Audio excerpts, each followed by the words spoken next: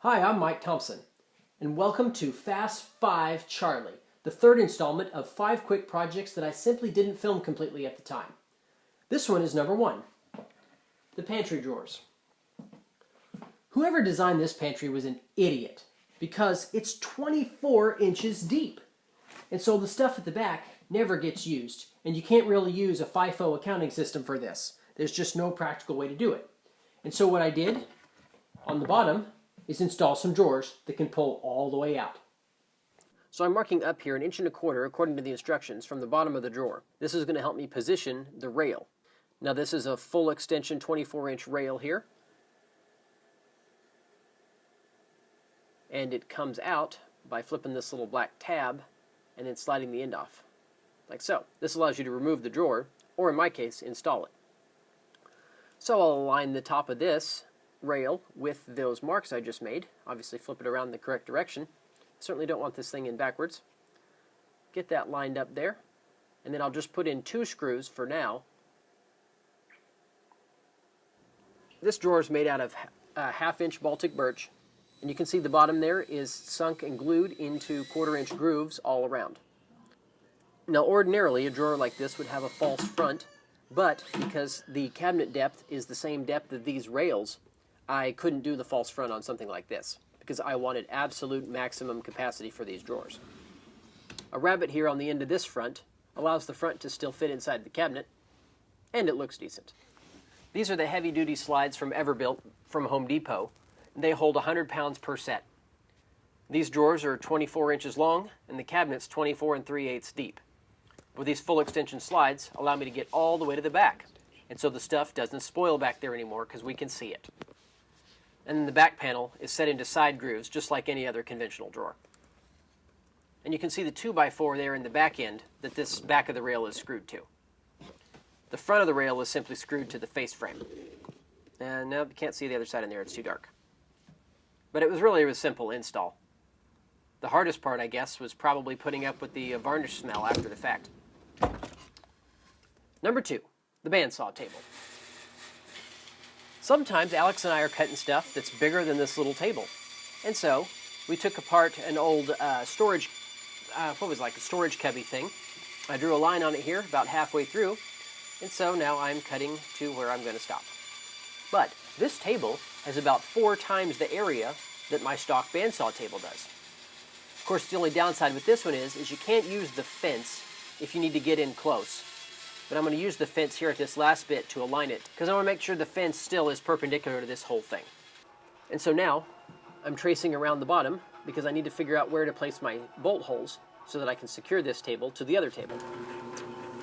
Upside down now, with the drill bit tangent to that line, I can drill 4 holes on the edge, like so. Then I'm going to flip it over and drill 1/2-inch holes here on the front so that I can countersink some 1/4-20 bolt heads down inside this table, because obviously the table has to be flat. Stack up some nuts here and a wing nut, tighten this thing down so that I can suck that bolt head down beneath the surface of the table, like so. I'll have to get it positioned here.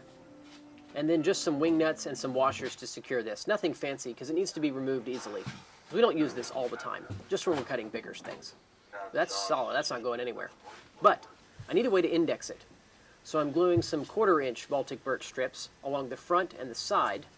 I've got this clamped in here on the edge, but I need to get clamping pressure in the center.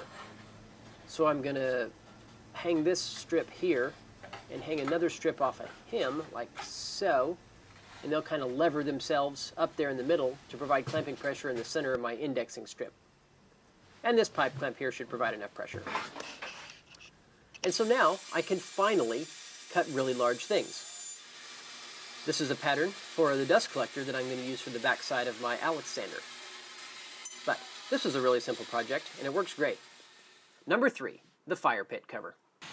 I use my Infinicompass to draw a 46-inch diameter circle here on some 26-gauge galvanized sheet metal, and then use my Bauer nibblers from Harbor Freight to cut it out.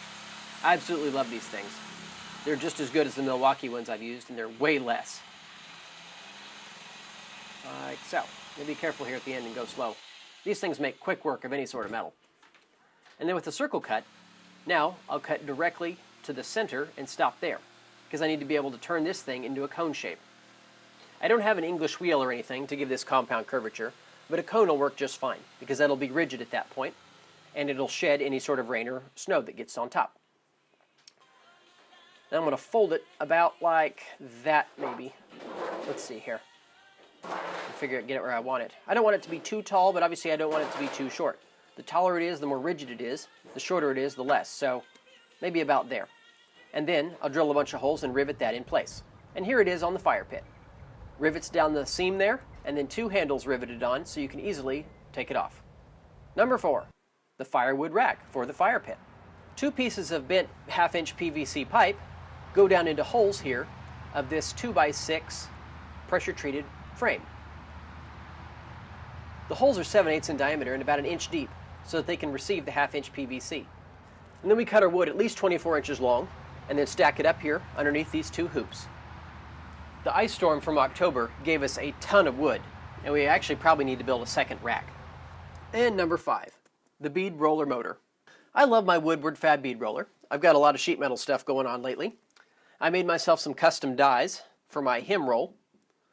But the problem is, trying to steer the metal with one hand while turning this crank way over here is really difficult. And it's just really hard to stay, on your line to roll stuff. And so I had to do something better. And so I took this old drill that I don't use anymore and stuck it on top. I designed and 3D printed this yellow drive sprocket and then an adapter there for the big sprocket to transmit the torque onto the shaft. I had to take the handle off though because this little drill couldn't spin that handle. It was just too much torque. You can see here that the drill mount is also 3D printed. Just goes on to where those original bolts were. I had to get longer bolts though, but now I can drive this thing much, much easier. I plan to add a foot pedal someday though, but this is much, much better because I can very easily now steer with one hand, keep my eye over where I'm rolling. Because before I couldn't. My eye line had to be about in the middle of the bead roller, and so I was always looking out of the corner, and I had no idea what I was doing.